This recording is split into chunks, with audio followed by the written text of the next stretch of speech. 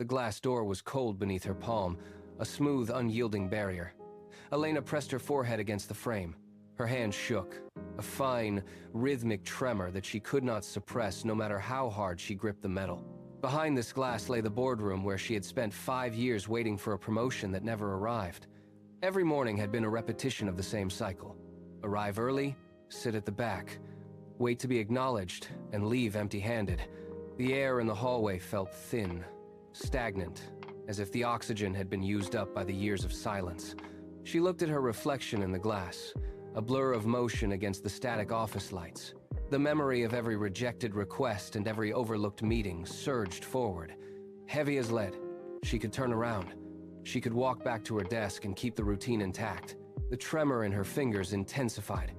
She took a sharp, jagged breath, pulled her shoulders back, and forced her hand to turn the handle. The lock clicked, a sharp, metallic sound that cut through the silence of the corridor. She did not look back. She stepped across the threshold. She stood for a heartbeat in the entryway, the carpet soft and silent beneath her heels. For years, this floor had been forbidden territory. She had spent a decade refining her requests, waiting for a nod that never came, and seeking signatures from people who had no interest in her success. She remembered the faces of the directors, the way they looked past her as if she were part of the furniture. She had built a life on the assumption that someone else held the key to her progress. That assumption died in the silence of the hallway. She realized with sudden clarity that the permission she had been waiting for was a phantom. It would never be granted because the people behind the desk were not waiting for her to be ready. They were waiting for her to stay quiet. She felt a sharp, cold clarity settle in her chest. The fear remained, but it changed shape. It was no longer a weight dragging her back, but a fuel pushing her forward. She stopped measuring her worth by their expectations. She looked at the head of the table, took a breath, and started to walk. Her footsteps were the only sound in the expansive room. They landed on the hardwood with a rhythmic, sharp clarity that echoed against the glass walls. She ignored the heads that turned as she passed, her gaze fixed entirely on the empty chair at the head of the table. Her pulse hammered against her ribs, a frantic, steady tempo that matched her stride. She reached the mahogany surface and did not hesitate. She pulled the folder from her side and dropped it onto the desk. The sound was a dull, heavy thud that seemed to vibrate through the entire length of the table. The conversation that had been bubbling in the room vanished instantly. A dozen pairs of eyes locked onto her, but she did not blink. She pulled the chair out with a slow, deliberate motion and sat down. The silence that followed was thick and suffocating, the kind of stillness that precedes a storm. She leaned forward, resting her hands flat on the table, and waited. The air felt charged, heavy with the weight of her presence. She had breached the inner circle, and the shock on their faces told her she had succeeded in shattering the illusion of her invisibility. The lead director did not look at her folder. He looked at her, his eyes narrowing into thin, unimpressed slits. He tapped a gold pen against the table, a rhythmic, irritating sound that sliced through the heavy silence. His voice was cold, polished, and designed to minimize her. "Tell me," he began, his gaze sweeping over her as if she were an intruder rather than a colleague. "By what authority do you think you belong at this end of the table?" He did not wait for an answer. He leaned back, his chair creaking in the stillness, and offered a dismissive half-smile that invited the rest of the board to mock her. The hostility in the room became tangible. A shift in the air, a tightening of shoulders, the sudden avoidance of eye contact from her former peers. They were waiting for her to crumble. They were waiting for her to apologize, stand up, and retreat into the shadows where she had spent years waiting. Elena felt the heat rise in her throat, a sharp reminder of the vulnerability she was desperate to hide. She gripped the edge of the table until her knuckles turned white, forcing herself to remain anchored to the seat. She would not move. She would not break. Elena did not offer a single word of apology. She reached out, grabbed the spine of her folder, and slammed it onto the mahogany surface. The sharp crack of paper against wood echoed like a gunshot. The lead director stopped tapping his pen. Elena opened the folder, her movements precise and devoid of hesitation. She did not look at his face. She looked directly at the projections on the screen. She began to speak. Her voice was not the quiet, shaky whisper they expected. It was resonant, steady, and cut through the lingering hostility of the room with the force of a command. She recited the first metric, then the second, layering raw data over the silence. She moved through the months of isolation she had spent gathering these findings, turning every number into a building block. The skepticism in the room did not vanish, but it shifted. The directors stopped looking at each other and started looking at the charts. She pointed to the growth projections, her finger tracing the aggressive upward curve she had mapped out in the dark. She was no longer asking for permission to lead. She was forcing them to recognize the reality she had created. Every sentence she delivered pushed back against the atmosphere of doubt, replacing it with the cold, undeniable weight of facts. The momentum held for 10 minutes before the floor began to drop. Elena reached for the next set of figures, but the page was a blur of ink and abstract geometry. Her voice, previously a steady blade, caught on a dry syllable. She stopped. The silence rushed back in, heavier than before, suffocating the room. She looked up. The lead director had stopped checking his watch. He was watching her. The entire board sat motionless, their faces unreadable masks of judgment. The old, familiar sensation of being small began to crawl up her spine. She felt the urge to apologize, to offer a nervous laugh, to close the folder and walk out the door. It was a physical trap, an invisible current dragging her back toward the person she had been for years. She stared at the table, her pulse hammering against her throat. Her grip on the edge of the desk betrayed her, the knuckles white and shaking. The directors did not say a word, but their stillness felt like a verdict. She was exposed, mid-sentence, with no safety net and no clear path forward. She felt the cold sweat bloom between her shoulder blades, a sharp reminder of the terror of being seen. Elena closed her eyes for a single heartbeat. She pulled the image of her mentors into her mind, not as a comfort, but as a standard. She took a long, deep breath that expanded her chest and forced the air back into her lungs. She placed her palms flat on the mahogany, feeling the grain of the wood against her skin, grounding her weight. She opened her eyes.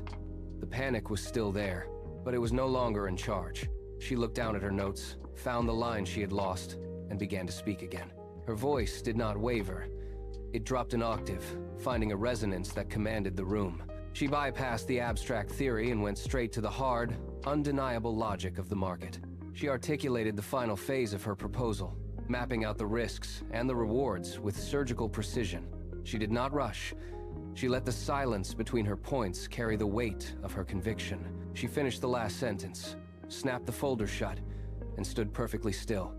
The air in the room felt thin. No one moved. The lead director stared at the empty space where her data had been, his mouth parted, the usual mask of indifference completely dismantled by the clarity of her final statement. The lead director did not look away. He leaned forward, his elbows hitting the table with a soft, heavy thud. He reached out and pulled the folder toward him, his fingers tracing the edge of her projections. The skepticism that had defined his expression for the last hour had vanished, leaving behind a sharp, focused curiosity. He flipped a page, studied the numbers, and then looked directly at Elena. He did not lean back. He stayed in her space, waiting for her to acknowledge the shift. Elena held his gaze, her hands resting calmly on the table. When he finally spoke, his voice lacked the dismissive edge it held earlier. He asked a specific, technical question about her timeline, his tone now that of a peer assessing a viable strategy. She answered without hesitation, pointing to the data on the page. The other board members shifted in their seats, their attention tethered to the center of the table. The heavy, stifling atmosphere had dissipated, replaced by the friction of a real business negotiation. Elena watched him process the information, seeing the exact moment he accepted the validity of her work. She had not asked for his approval. She had forced his engagement. The meeting ended not with a bang, but with the sharp click of a pen against the table. Elena rose, gathered her folders, and turned toward the door. She did not linger for pleasantries. She walked out of the boardroom, her heels striking the polished floor with a steady, rhythmic sound that echoed in the quiet hallway. She pushed through the heavy glass doors of the lobby, the automatic sensors whirring above her. As she stepped out, the cool evening air hit her face, sharp and biting. She kept walking, moving past the security desk and out into the street. The city noise was a distant hum compared to the static that had filled her head for months. She stopped at the corner, tilted her head back, and inhaled deeply. The tight, knotted tension that had lived between her shoulder blades during the presentation began to loosen. She let her shoulders drop. She looked at her hands, still steady, and felt the residual heat of the boardroom fading into the night. The contract remained unsigned, the future unwritten, but the physical sensation of a weight shifting off her chest was absolute. She stood in the center of the sidewalk, watching the traffic blur past, feeling the pavement solid beneath her feet. Elena reached into her bag, her fingers brushing against the worn edges of a notebook. She stepped into the recessed doorway of a nearby shop, away from the passing crowd. The light from a street lamp above flickered, casting rhythmic shadows over her hands. She opened the notebook to a clean page. The paper felt crisp, resisting the tip of her pen. She took a breath, held it, and began to write. She pressed hard, the nib digging into the grain of the page. She wrote, "Confidence is not a prerequisite. It is a byproduct of action." She read the words back, the ink still wet and glinting under the harsh light. She did not stop to reflect on her feelings. She tore the page out, folded it twice, and tucked it into her pocket until the corner pressed against her palm. The act of writing grounded the thought. It was no longer a fleeting impulse, but a physical directive. She closed the notebook, secured the strap of her bag, and stepped back onto the pavement. The city was still moving, but her pace had changed.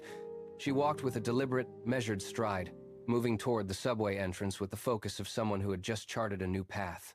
Elena sat at her kitchen table, the laptop screen casting a pale glow across her workspace. She opened her banking application, the numbers flickering in a list of narrow columns. She highlighted the total. It was the sum of 3 years of careful saving, money intended for a distant, undefined future. She moved to the certification website, the course syllabus laid out in rigid bullet points. She navigated through the checkout sequence, her fingers pausing over the submit button. She looked at the total cost again, then at the company intranet page open in a separate tab, where applications for training stipends sat unread and ignored. She closed the intranet tab. She clicked confirm. The progress bar spun, then resolved into a confirmation page. She printed the receipt, the printer humming as it spat out the document. She took the paper, walked to her desk, and pinned it to the wall above her monitor. She pushed her chair back, the legs scraping against the floorboards. She reached for her textbooks, clearing a space on the table. The silence of the room was no longer empty. It was a workspace. She opened the first chapter, adjusted the look point, and began to read. The client sat across from Elena, his hands folded over her proposal. He did not open the folder. He pushed it back across the mahogany surface until it hit her knuckles. "This is not the direction we are taking," he said, his voice flat. He stood up, signaled the end of the meeting, and walked toward the door without another word. Elena remained in her chair. The room felt suddenly cold. She watched him leave, her grip tightening on the edge of the table until her joints ached. She did not gather her things immediately. She sat for a full minute, listening to the hum of the ventilation system. She pulled the proposal toward her and opened it to the final page. She took a pen and crossed out the primary value proposition. She drew a line through the pricing structure. She pulled out a blank sheet of paper and began to list the client's objections as technical failures rather than personal slights. Her hands did not shake. She mapped out each point of friction, calculating where her logic had failed to connect. She stood up, gathered her materials, and walked out of the office. She did not look back. She went straight to the nearest coffee shop, opened her laptop, and began the rewrite. The second email arrived at dawn. It was 3 sentences long, rejecting her bid for the regional contract. Elena did not close the laptop.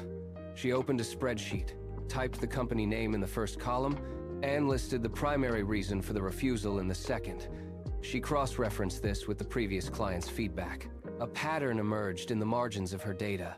She identified the exact point where her logic failed to bridge the gap between intent and outcome. She stood up, walked to the window, and watched the streetlights flicker out as the sun rose. She did not pace. She did not sigh. She returned to the desk and adjusted the parameters of her business model. She removed the services that had garnered the most resistance. She replaced them with a simplified, data-driven approach that addressed the specific objections she had collected. Every rejection had become a line item, a piece of evidence she used to sharpen her trajectory. She saved the revised document, the cursor blinking steadily against the black background. She closed her eyes for a moment, then opened them and began drafting a new set of outreach letters. She was no longer guessing what the market wanted. She was building it. Elena opened the directory for the Regional Industry Association. These were the leaders she had once watched from the fringes, the group she had deemed unreachable. Her finger hovered over the contact for a senior consultant. Her pulse thudded in her throat. She gripped the edge of her desk, pushed her chair back, and stood up to pace the small room. She forced herself to sit back down. She picked up the phone. Her hand shook as she keyed in the number. She put the device on speaker, her thumb hovering over the mute button as if to retreat. The line rang twice, 3 times. Her chest felt tight, the air thin. She cleared her throat, but no sound emerged. The ringing continued. She gripped her pen until her knuckles turned white. When the automated system clicked over to a human operator, she did not hang up. She swallowed, leaned into the microphone, and spoke her opening line. Her voice was thin, but it held. She navigated the screening process, answering questions about her background with clipped, precise sentences. She did not stumble. She set up the meeting request, confirmed the time, and ended the call. She set the phone down, her hands finally still. The second call went faster than the first. Elena leaned back in her chair, eyes fixed on the blank wall, and let her script sit untouched on the desk. She did not stumble over the introduction this time. When the person on the other end challenged her methodology, she did not apologize or offer a nervous retreat. She cited the data from her spreadsheet, pointing to the specific objections she had mapped out days prior. The static on the line seemed clear. Her voice was no longer thin. It carried the weight of someone who knew the terrain. The listener asked a follow-up question, then another. Elena answered, her rhythm steady, her pace measured. She hung up the phone and did not reach for her water. She dialed the next number. By the 4th call, the dynamic had shifted entirely. She was no longer asking for a favor. She was proposing a partnership. A lead director at a boutique firm asked for her full report. A project manager invited her to a closed-door roundtable. The doors that had been locked tight began to swing open, one by one. She logged the appointments in her calendar, the ink dark and permanent against the white page. The validation she once craved now felt like a weight she no longer cared to carry. A notification pinged on her screen, a message from an old contact asking for her status. A routine check-in that used to make her heart race with the need to impress. Elena hovered the cursor over the delete icon. She pressed it. The message vanished. She did not look back. She cleared her inbox of threads that promised nothing but empty praise and redirected her energy toward the challenging feedback from her new mentors. When a former colleague called to discuss office politics, she kept her answers brief, her eyes tracking the progress of her own independent project on the second monitor. She was finished explaining her vision to those who lacked the capacity to see it. She curated her contact list, removing the names of those who drained her attention with skepticism or forced compliance. Instead, she opened a file from the senior consultant she had met earlier, diving into the critique he had provided. It was difficult to read, dense with corrections, and entirely devoid of flattery. She welcomed the friction. She spent the next hour mapping out the requested revisions, her focus sharp and isolated from the noise of her past life. She had traded the comfort of being understood for the necessity of being pushed. The office door opened with a heavy, solid click. 1 year later, Elena stepped inside and set her bag on the polished mahogany desk. The air was different here. It held the quiet hum of a machine running at full capacity. She walked to the window and looked out, then turned to face the glass partitions of the main room. Beyond them, her team worked in a tight formation. She watched a junior strategist explain a complex data model on the whiteboard, while a project manager took notes with rhythmic, decisive strokes. There was no hesitation in their movements. They were not waiting for permission to speak or lead. They were executing a vision she had defined from the ground up. Elena walked to the center of the room, her footsteps echoing on the hardwood. She stopped behind the lead analyst, who looked up, nodded, and immediately returned to the task at hand. The exchange was brief, professional, and entirely devoid of the doubt that had once defined her workspace. She retreated to her desk and sat down. She ran a hand over the surface of the wood, feeling the grain beneath her fingertips. She looked at the team, then at the stacks of signed contracts on her desk. She was the one who set the pace now. Elena pulled a single folder from the bottom drawer of her desk. It was heavy, filled with the debris of the previous year. She opened it, scanning the dated notes and the printed rejection letters from clients who had once refused her calls. Her gaze rested on a list of names, the professionals she had contacted in the middle of the night, their feedback scrawled in red ink across the margins of her proposals. She had looked for the turning point, the singular moment where everything shifted from failure to success. It did not exist. There was no grand explosion of progress, no single leap of faith that had bridged the gap. Instead, she traced the timeline of hundreds of small, uncomfortable decisions. Each one had been a quiet choice to persist when the result remained invisible. She remembered the night she spent analyzing failed datasets while the rest of the building was dark. She remembered the sting of every polite no and the physical effort required to pick up the phone again the next morning. The realization hit her with the force of a physical weight. The change was not an event. It was an accumulation. It was the sum of every time she chose to remain in the chair, to rewrite the draft, to ask the difficult question. She closed the folder. The transformation was complete, built piece by piece in the silence. She looked out the window at the frost creeping across the glass. It reminded her of the winter she spent in total obscurity, working while the world around her stayed frozen. A seed does not push through the soil by force. It expands in the dark, pushing against the weight of the earth. She had spent those months exactly like that. Every rejection letter, every hour spent studying late into the night, every time she swallowed her fear to make one more call, these were not delays. They were the roots. She had been anchoring herself in a foundation that no one else could see. The struggle was not a barrier to her progress. It was the mechanism of it. She felt the pressure of those long months now, not as pain, but as stability. She had spent the time building a depth that would hold her steady against any future storm. She leaned back, observing how the plant on her desk reached toward the light, its leaves broad and firm. It had taken time to reach this point, and she knew now that the time spent in the dark was never wasted. It was the only way to ensure that when she finally broke the surface, she would stay there. Elena stood up. The movement was fluid, devoid of the hesitation that had defined her earlier years. She walked to the center of the office, her footsteps firm against the floor. Outside the glass, the city moved in a blur of motion, but inside, everything was still. She watched her team working a group she had recruited through persistence and clear intent. She did not feel the need to hover or supervise. She had created a system that functioned because she had laid the groundwork. She walked past the desk where she once sat waiting for orders, now empty and serving as a reminder of a previous life. She reached the door and placed her hand on the frame, feeling the solid resistance of the wood. There was no doubt left, only the clarity of a path she had carved herself. She did not look back at the office. She pushed the door open and stepped into the corridor, her stride measured and direct. Every action she had taken, every small, uncomfortable choice, had led to this singular, quiet capacity to move forward without seeking permission. She was ready. She walked toward the elevator, pressed the button, and waited for the doors to open, fully prepared for whatever lay beyond.